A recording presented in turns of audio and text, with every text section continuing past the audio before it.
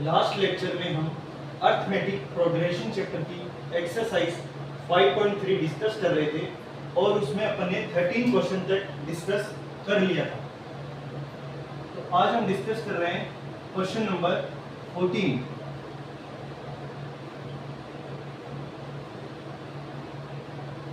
Exercise 5.3।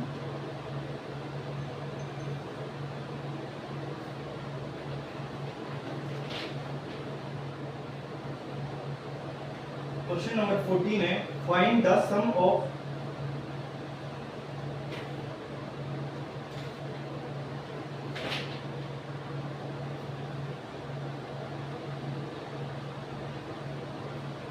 find the sum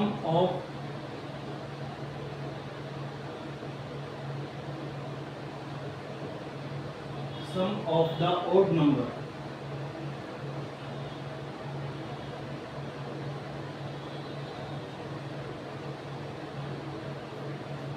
between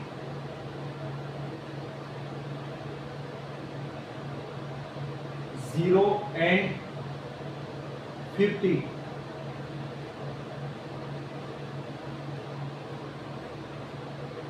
इस question में अपन को बताना है sum of the odd number, means odd number का सम बताना है जो 0 एंड 50 के बीच में आ रहे हैं। 0 एंड 50 के बीच में जो भी ओड नंबर आ रहे हैं उनका अपन को सम बताना है।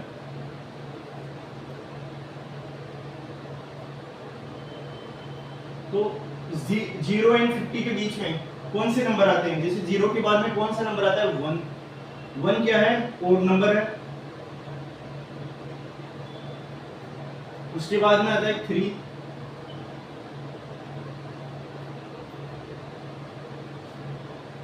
उसके बाद में आता है 5। ओड नंबर मींस जो 2 से डिवाइड नहीं हो। जो 2 से डिवाइड हो वो तो इवन नंबर हो जाएंगे, जैसे 2, 4, 6 ये तो इवन नंबर है।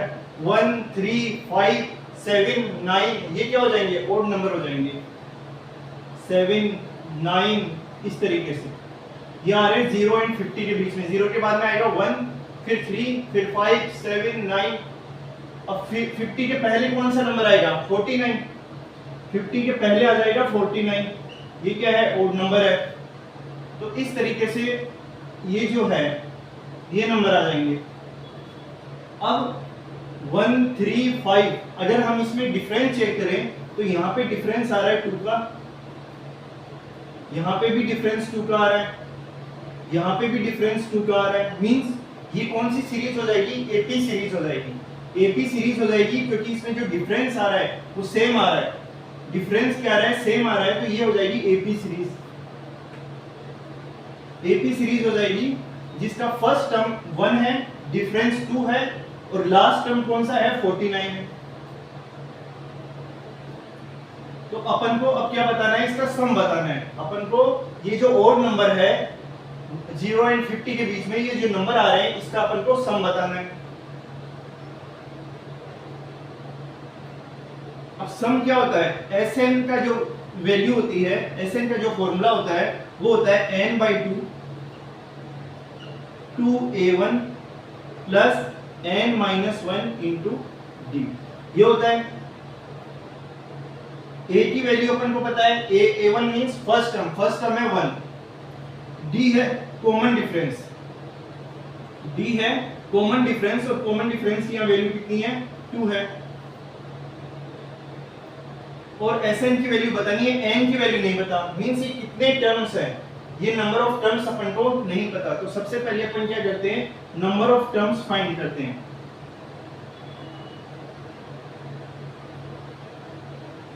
a1 की वैल्यू अपने पास है 1, कॉमन डिफरेंस d की वैल्यू कितनी है? 2 है।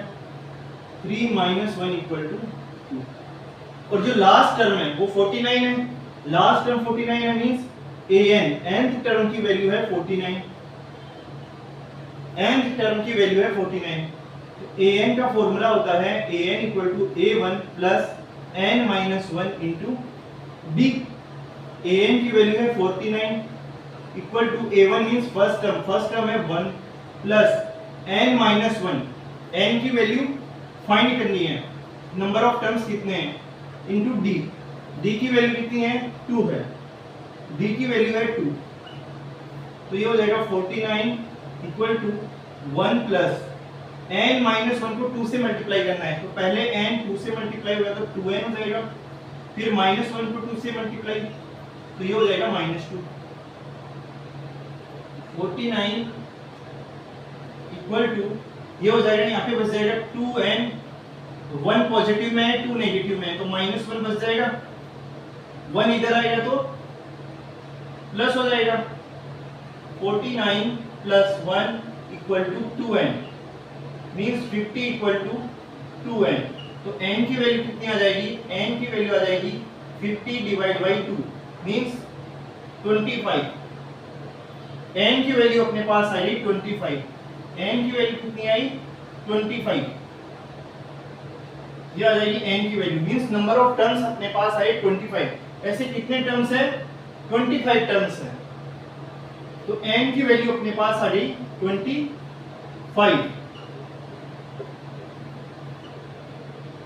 अब अपन को चाहिए, अपन को इसमें पूछ रहा है sum of the odd number, इसका सम चाहिए, तो Sn की वैल्यू हो जाएगी Sn इक्वल टू n की value I 25 divide by 2 a1 की value, a1 means first term है 1 प्लस n की वैल्यू है 25 माइनस 1 इंटू d की वैल्यू कितनी है 2 है, Sn इक्वल टू हो जाएगा 25 divide by 2 into 1 2 plus 25 minus 1, 25 minus 1 कितना हो जाएगा 24 एंड 24 इंटू 2 ये हो जाएगा, Sn की वैल्यू आ जाएगी 25 डिवाइड बाई 2 प्लस 24 इंटू 2 48,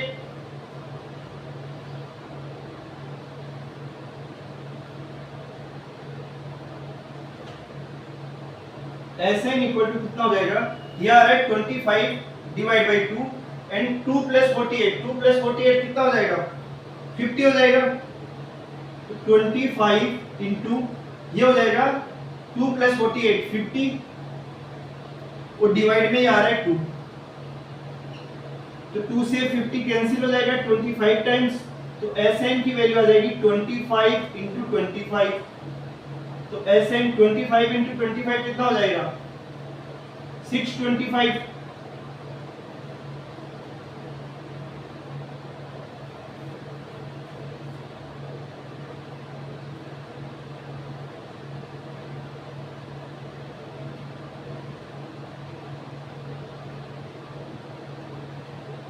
तो ये कितना आ जाएगा 625, ये आंसर आ जाएगा,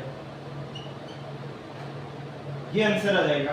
तो अपन को इसमें बताना था कि सम ऑफ द ऑड नंबर कितने हैं, तो 0 से 50 के बीच में, तो 0 से 50 के बीच में जो ऑड नंबर स्टार्ट होता है वो 1 से स्टार्ट होता है, 1 3 5 7 9, लास्ट नंबर हो जाएगा 50 से पहले वाला 49, 45 भी 49 भी क्या है 49 भी ऑड नंबर ही है, सब क्या है ऑड नंबर है, इसका सम बताना है। तो सम बताने के लिए अपने पास फर्स्ट टर्म है, कॉमन डिफरेंस अपन को पता है, पर इसमें नंबर ऑफ टर्म्स नहीं पता, तो सबसे पहले अपन ने नंबर ऑफ टर्म्स फाइंड की, an इक्वल टू होता है a1 plus n minus 1 into d, an means last term, nth term की वैल्यू है 49, a1 फर्स्ट टर्म है, n अपन को फाइंड करना है और d की वैल्यू है 2, तो यहाँ से n की वैल्यू फाइंड की वो आई 25, फिर Sn होता है n by 2 2a plus n minus 1 into d, n की वैल्यू 25 आई, a1 है फर्स्ट टर्म, n की वैल्यू 25 है, d की वैल्यू 2 है, तो इस तरीके से अपन ने इसे सॉल्व किया, तो Sn की वैल्यू आ जाएगी 625, तो इसका जो समेशन आ जाएगा वो आ जाएगा 625।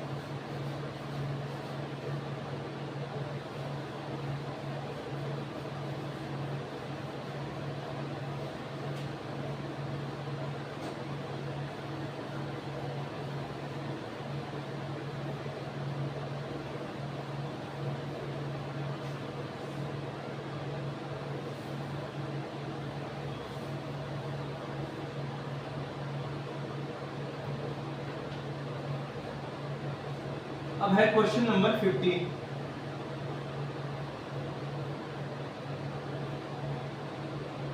A contract on construction job specify a penalty for delay of completion beyond a certain date as follow: 200 rupees for the first day, 250 rupees for second day, 300 rupees for third day. The penalty for each succeeding day being 50 rupees more than for the preceding day. How much money the contractor has to pay as penalty if he has delayed the work by 30 days? अब इस question में ये बोल रहा है कि एक जो कॉन्ट्रैक्टर है, कॉन्ट्रैक्टर जो वर्कर्स के थ्रू जो काम करवाता है वो होता है कॉन्ट्रैक्टर। वो क्या कर रहा है, वो कंस्ट्रक्शन का काम करवा रहा है। तो इसमें ये बोल रहा है कि यदि कॉन्ट्रैक्टर के पास एक फिक्स डेट होती है कि इस डेट तक अपन को ये काम, कंस्ट्रक्शन का काम पूरा करना है। यदि वो 1 डे से डिले करता है तो उसे 200 रुपीस की पेनल्टी है। यदि वो 1 डे के लिए डिले करता है, 2 डेज से डिले कर, सेकंड डे अगर डिले हो जाता है तो 250 रुपीज उसको पे करने पड़ेंगे। ये किसको पे करने पड़ेंगे? कॉन्ट्रैक्टर को, क्योंकि उसके पास एक फिक्स डेट है, इस डेट तक काम उसको पूरा करके देना है। यदि वो डिले कर रहा है तो उसको इतना रुपीस पे करना पड़ेगा first day, 250 rupees second day के लिए, 300 रुपीज यदि 3 दिन के लिए डिले हो जाता है तो 300 रुपीज पे करना है। इस तरीके से 50 रुपीज, मतलब 50 रुपीज से वो बढ़ते जाएंगे। पहले दिन 200 रुपीज, यदि एक दिन के लिए डिले हो रहा है तो 200 रुपीज पे करने, 250 रुपीज पे करने सेकंड डे यदि डिले हो जाता है, फिर 300, फिर आ जाएगा 350। इस तरीके से वो 50 रुपीज से ये जो प्राइस है ये बढ़ती जाएगी, इतने रुपए से ये बढ़ता जाएगा ये नंबर। अब इसमें ये पूछ रहा है कि यदि ये 30 डे से डिले हो जाता है, जो प्रोजेक्ट है, जो कॉन्ट्रैक्टर को प्रोजेक्ट दिया गया है कंस्ट्रक्शन का, यदि वो 30 डेज से डिले हो जाता है, 30 डेज से डिले हो जाता है तो ये पूछ रहा है कि कॉन्ट्रैक्टर को कितने रुपए पे करने पड़ेंगे। ये कितने हो गए? 30 डेज।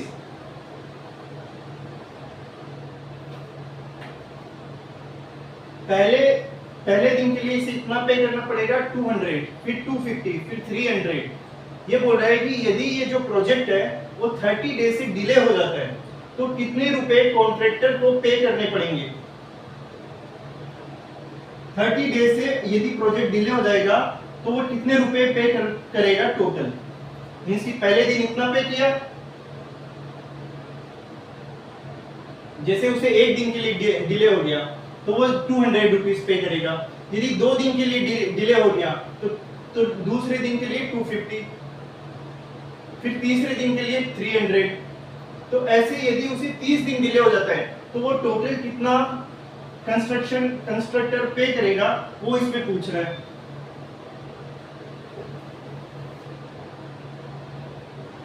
तो वो फर्स्ट डे यदि डिले होता है तो 200 रुपीज पे करने पड़ते हैं उसको, सेकंड डे में 250 रुपीज पे करने पड़ते हैं, फिर 300 रुपीज, ऐसे 50 रुपीज से वो बढ़ता जाएगा इस तरीके से। वो टोटल डेज कितने हैं? 30 डेज। फर्स्ट डे उसे इतना पे करना पड़ेगा, ये फर्स्ट डे का है। सेकंड डे यदि डिले हो जाता है तो सेकंड डे में 250 रुपीज उसको पे करना है। किसको? कॉन्ट्रैक्टर को पे करना पड़ेगा, क्योंकि कॉन्ट्रैक्टर को प्रोजेक्ट दिया गया है और इसमें ये बोल रहा है 30 डेज से वो प्रोजेक्ट डिले हो रहा है। कितनी डेज से? 30 डेज। टोटल डेज कितने हैं? 30। ये फर्स्ट डे, सेकंड डे में इतना, थर्ड डे, फोर्थ डे, ऐसे क्या है ये 30 डेज। मींस ये टर्म कितनी हो जाएगी? 30 हो जाएगी।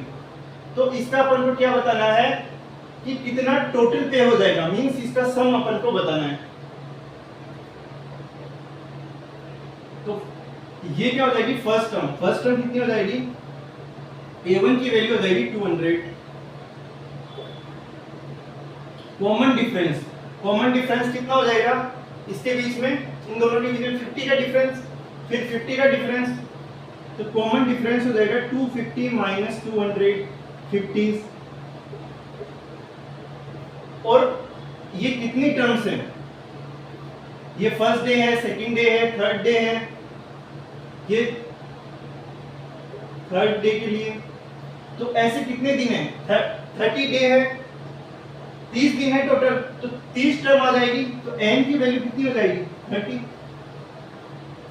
अब इसमें अपन को सम बताना है, तो सम का फॉर्मूला होता है Sn equal to n/2 2a1 plus n-1 into d। ये होता है, n की वैल्यू कितनी है? 30 है,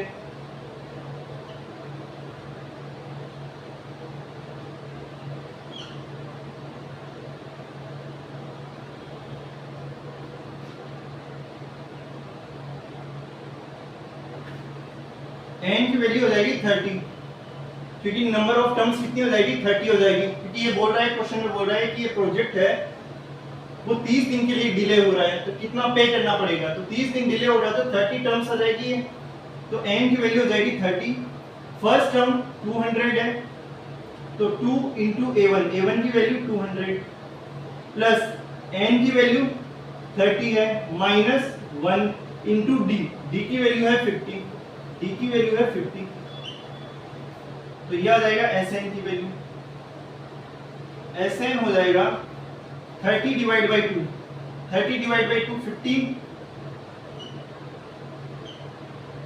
2 इंटू 200 400 प्लस ये हो जाएगा 30 माइनस 1 29 इंटू 50, तो 29 को 50 से मल्टीप्लाई करते हैं, 29 को 5 से मल्टीप्लाई करते हैं, फिर 0 लगा देंगे उसमें, ये हो जाएगा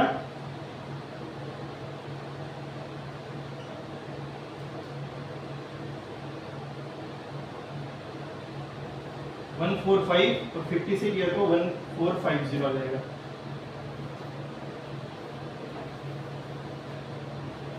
तो ये हो जाएगा 50 400 प्लस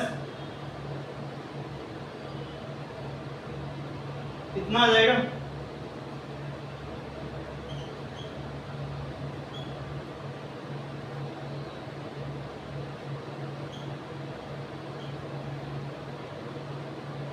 Sn की वैल्यू ये आ जाएगी, Sn इक्वल टू 15, ये आ जाएगा 400 प्लस 1450, तो इसको ऐड कर देंगे, ये Sn हो जाएगा, Sn की वैल्यू हो जाएगी 15 इंटू इसमें 400 ऐड करने पे हो जाएगा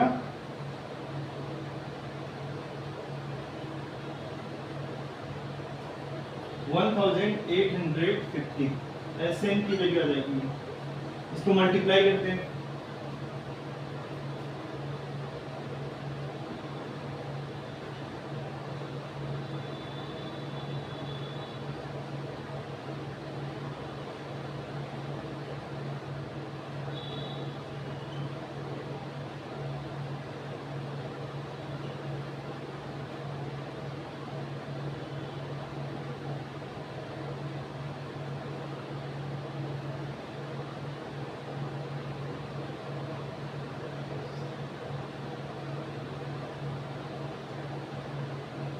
टू 750 ये आ जाएगा।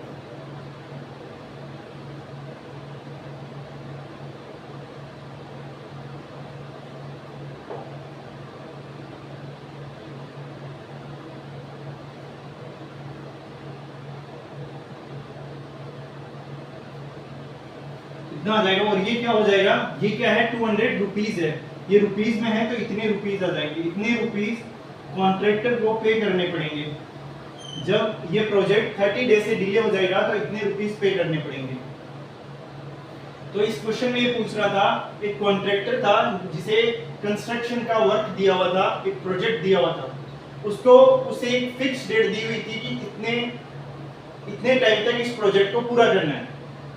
पर उसमें वो ये दिया गया था कि अगर वो प्रोजेक्ट फर्स्ट डे से डिले हो जाता है, एक दिन के लिए डिले हो जाता है तो 200 रुपीज पे करना पड़ेगा।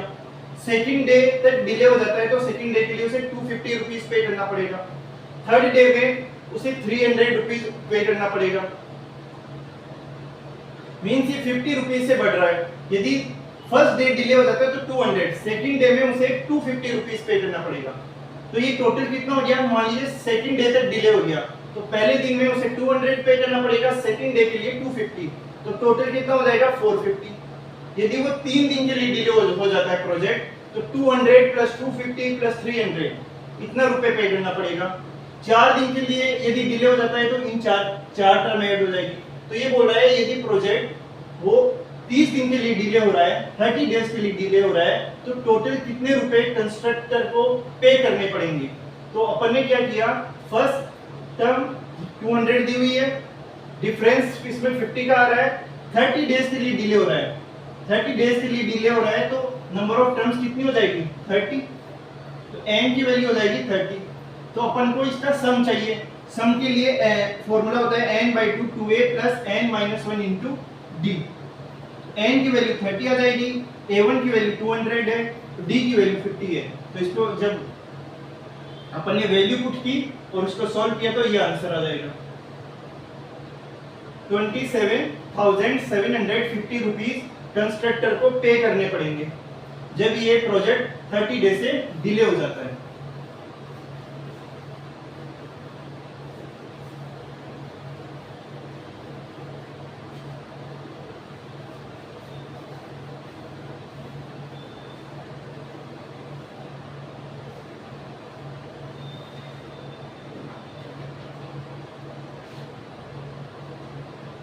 Question number 16.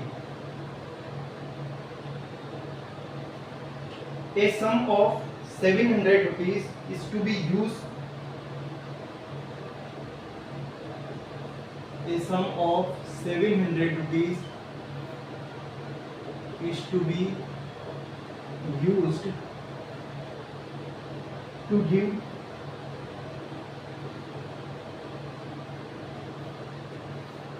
7 cash prize to student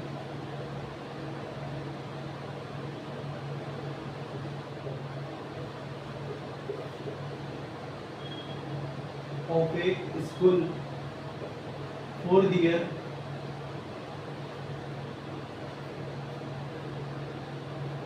overall academic performance.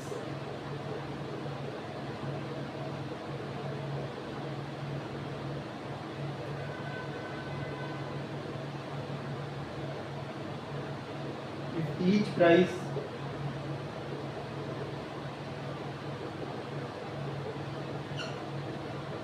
is 20 rupees less than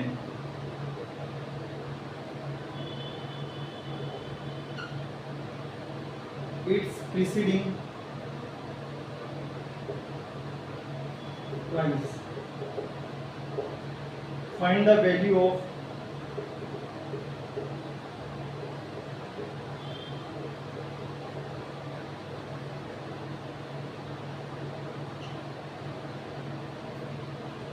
each of the price.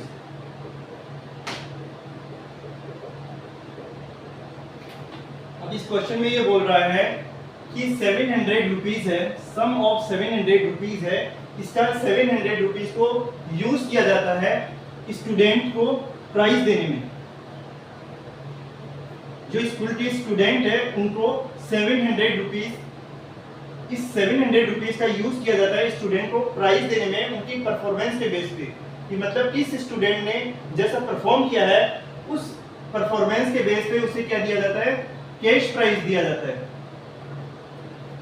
7 cash prize दिया जा रहा है, मतलब 7 प्राइज दिए जा रहे हैं, मींस 7 स्टूडेंट है उनको प्राइज दिया जा रहा है।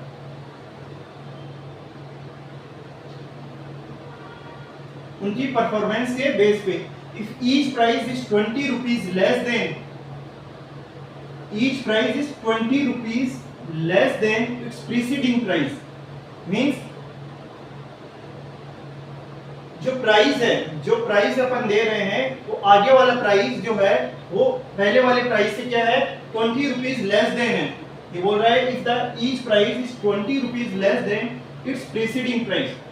यदि पहले स्टूडेंट को 100 रुपए का प्राइस दिया जा रहा है तो सेकंड वाले को 80 रुपीज का, थर्ड वाले को 60 रुपीज का, इस तरह से प्राइस का डिस्ट्रीब्यूशन हो रहा है। तो find the value of each price. तो ये बोल रहा है कि ईच प्राइस की वैल्यू क्या होगी। 700 रुपीज है, उस 700 रुपीज का यूज स्टूडेंट को प्राइस देने में किया जाता है और 7 जो प्राइस है 7 कैश प्राइस स्टूडेंट को दिए जा रहे हैं, 7 स्टूडेंट को प्राइस दिए जा रहे हैं। तो जो सेकंड वाला प्राइस है वो पहले वाले प्राइस से 20 रुपए कम का है। मींस अगर पहले वाले को 100 रुपए का प्राइस मिल रहा है तो सेकंड वाले को 80 रुपीज का, थर्ड वाले को 60 रुपीज का, फोर्थ वाले को 40 रुपीज का, इस तरीके से। तो बस इसमें ये पूछ रहा है कि प्राइस की वैल्यू पूछ रहा है, मींस कि किस स्टूडेंट को कितने रुपए का प्राइस मिल रहा है। तो इसमें प्राइस की वैल्यू पूछ रहा है। तो सपोज जो फर्स्ट स्टूडेंट है, जो पहला प्राइस है वो A1 रुपीज का मिल रहा है। जो पहला प्राइस है उसकी वैल्यू है A1।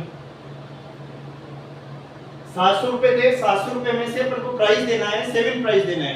तो पहला प्राइस है A1 रुपीज का। तो सेकंड प्राइस कितने रुपीस का हो जाएगा। सेकंड जो प्राइस है वो 20 रुपीज लेस देन है प्रीसीडिंग प्राइस है। पहले वाले को अगर A1 रुपीस का प्राइस मिला है तो सेकंड वाले को कितने रुपए का मिलेगा, A1 माइनस 20। सेकंड वाला प्राइस पहले वाले से 20 रुपए कम का है। थर्ड वाला प्राइस इससे 20 कम हो जाएगा, A1 माइनस 20 इससे 20 कम हो जाएगा। तो ये हो जाएगा A1 माइनस 20 और इसमें से माइनस 20 हो जाएगा, क्योंकि ये वाला प्राइस इससे भी 20 रुपए कम है, ये वाला प्राइस इससे 20 कम है, तो इतना आ जाएगा इस तरीके से ये। और फिर फोर्थ वाला प्राइस इससे 20 रुपए कम हो जाएगा, ये आ जाएगा। और ये जो प्राइस है इनका टोटल सम कितना है 700 रुपीज, क्योंकि 700 रुपीज का ही यूज किया गया है प्राइस देने में। पहले को A1 रुपीज का प्राइस मिल रहा है, सेकंड वाले को A1 माइनस 20, फिर उसमें से 20 माइनस हो जाएगा इस तरीके से। तो ये टोटल जो वैल्यू है वो 700 रुपीज की है। तो इसमें सम दिया हुआ है, SN की वैल्यू दी हुई है 700 रुपीज। और ये टर्म कितनी है, कितनी प्राइस है ये 7, यहाँ पे दिया हुआ है 7 कैश प्राइस। तो ये कितनी टर्म्स है 7 टर्म्स है, 7 प्राइस है। तो 7 प्राइस है तो 7 टर्म हो जाएगी, ये first price, second price, third price, इस तरह से 7 प्राइस है तो टर्म्स कितनी हो जाएगी 7 हो जाएगी। तो 7 हो जाएगी टर्म्स। तो SN या S7 की वैल्यू दे रखी है इसमें 700 रुपीज। और अपन को बताना है कि वैल्यू ऑफ ईच प्राइस कि इनकी वैल्यू क्या है। तो SN का फॉर्मूला होता है n/2 2a plus n minus 1 into D।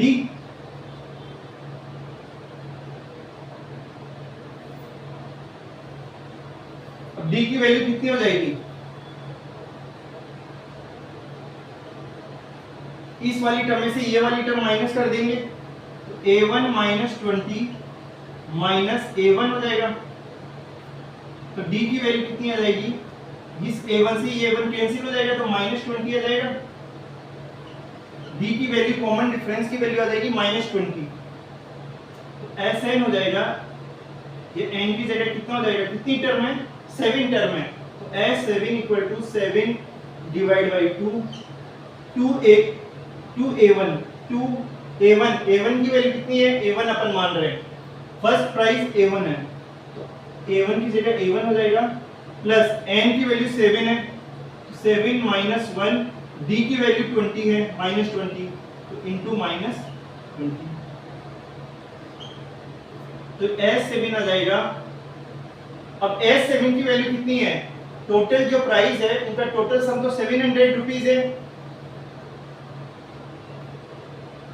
तो ये हो जाएगा 700 इक्वल टू 7/2 2A1, 7 माइनस 1 6, तो 6 इंटू -20,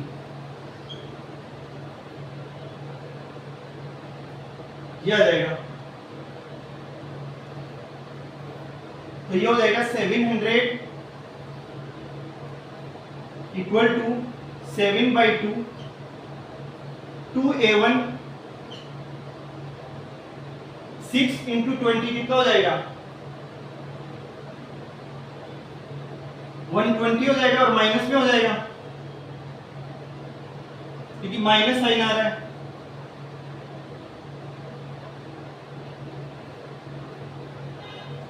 अब यहां से 2 कॉमन आ जाएगा और 7 से डिवाइड हो जाएगा, तो सबसे पहले 7, यहां से 2 कॉमन आएगा तो यहां बच जाएगा A1 और यहां बच जाएगा 60, इस 2 से ये 2 कैंसिल हो जाएगा और 700 से डिवाइड हो जाएगा, तो 700 divide by 7 equal to A1 minus 60। तो ये कितनी बार डिवाइड हो जाएगा, यहां से 100 टाइम्स कैंसिल हो जाएगा,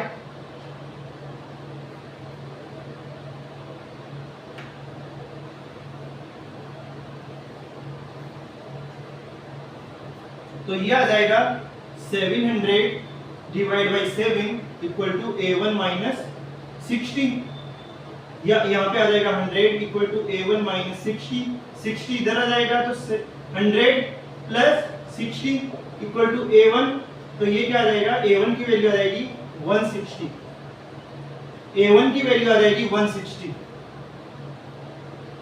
A1 की जो वैल्यू आएगी वो 160 आएगी, मींस जो पहला प्राइस मिलेगा वो 160 रुपीस का यहाँ मिलेगा। पहला प्राइस कितने रुपए का मिलेगा, 160 रुपीस का, 160 रुपीस।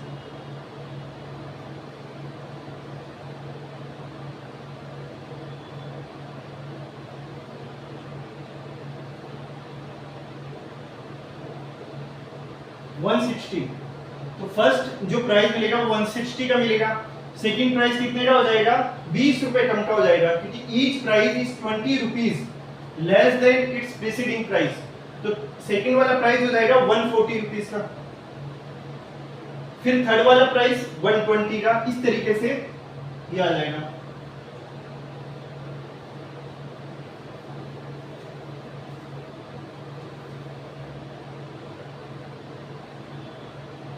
तो A1 की वैल्यू कितनी आई अपने पास 160,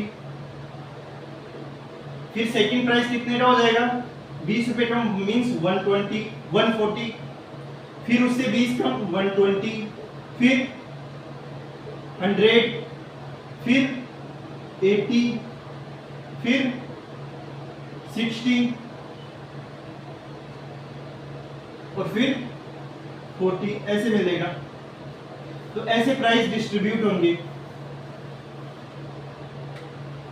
तो इसमें यही पूछ रहा है find the value of each price, जो प्राइस है उसकी वैल्यू अपन को फाइंड करनी है, तो ये आ जाएगी वैल्यू। पहले वाले को 160 रुपीस का प्राइस मिलेगा, फिर 140 का, फिर 120 का, फिर 100, फिर 80, फिर 60 और फिर 40। तो ये 7 प्राइस हो जाएंगे, 1 2 3 4 5 6 7। तो ये मिलेगा फर्स्ट प्राइस। इस तरह से ये हो जाएगा सेकंड प्राइस, थर्ड प्राइस, ये हो जाएगा fourth price, fifth price, sixth price और ये हो जाएगा सेवेंथ प्राइस। तो इस क्वेश्चन में अपन को वैल्यू ऑफ ईच प्राइस बताने की, तो फर्स्ट प्राइस इतने का हो जाएगा, सेकंड इतने का, थर्ड इतने का, और इस तरीके से अपन प्राइस की वैल्यू फाइंड कर सकते हैं।